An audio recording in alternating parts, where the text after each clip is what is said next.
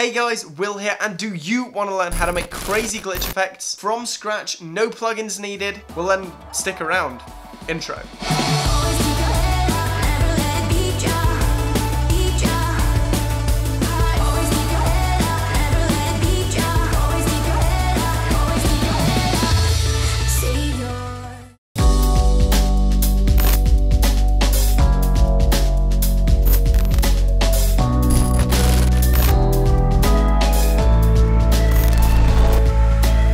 Okay, so same as last time, we have 4 slow motion clips on the computer right here. And basically, I'm going to show you how to get the same effects like I just showed you in the intro. Best of all, it's only actually a couple of effects, all stock to Premiere. Let's get into it. Okay, so we got this first clip of me just opening the door. And the first thing we're going to do, we're just going to make some cuts in the timeline. And then when the door is nearly open, we're going to make another cut.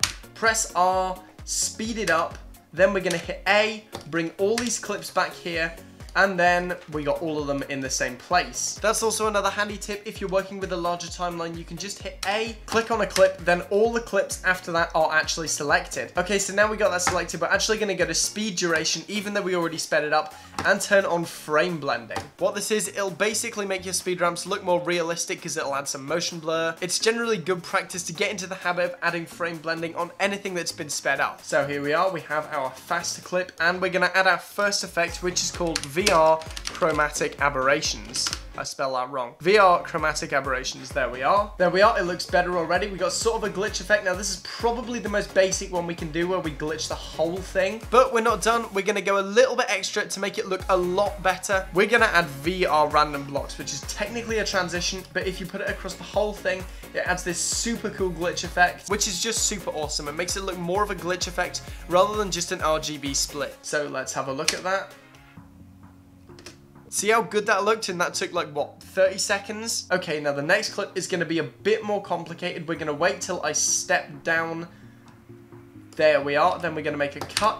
And we're actually going to clone this layer, and I'll show you why in a minute. So there we go, clone it directly above it. Then we're going to mask it. What this involves is going to your opacity, clicking on that little pen marker. Then we essentially draw round the foot. Okay, nice. We got the foot masked out. Now we're going to click on mask path, and we're going to animate the path. So whenever I take a substantial step, we're just going to move that there.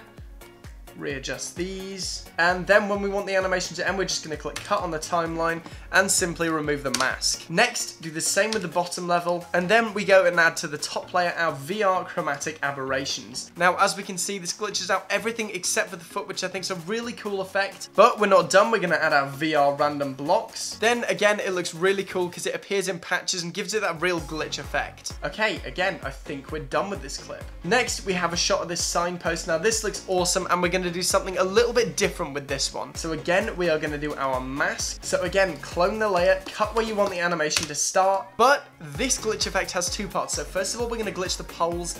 Then we're going to glitch the actual signpost. I'm going to split it about halfway. Then we want it to end about there.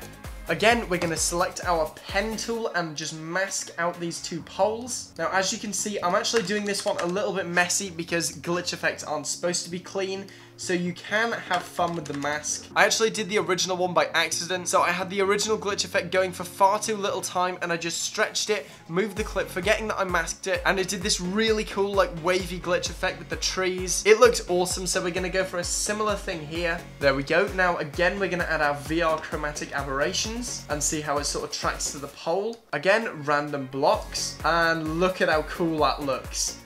Looks awesome, right? This one does take a little bit of extra work because we're technically doing 2 masks, but at the end of the day, it's always worth putting in that little bit of extra effort to get a really stunning result. Okay, now we are going to just mask out the sign.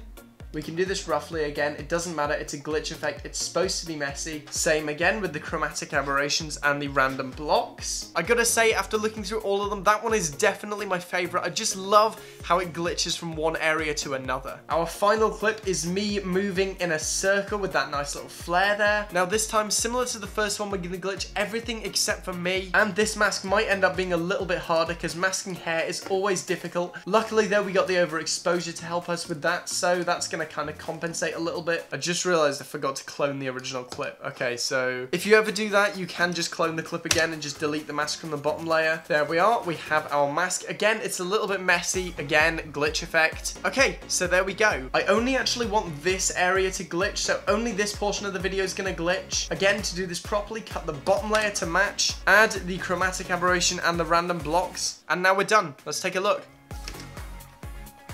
Okay, so that one's a little bit harder to see. I probably wouldn't end up using a glitch effect on this. I'd probably do something wavy with the sky. But that's pretty much it. That's how you really easily create some stunning looking glitch effects. And this original sequence here only took me about 5 minutes to do, so once you get the practice in, it sort of becomes second nature. Okay guys, thank you for watching. Remember to like the video if you want to see more content like this, and smash the subscribe button. I'm trying to hit 10K by the 1st of April. If I do, I'll get a tattoo. I'm done for now, and I'll see you guys soon.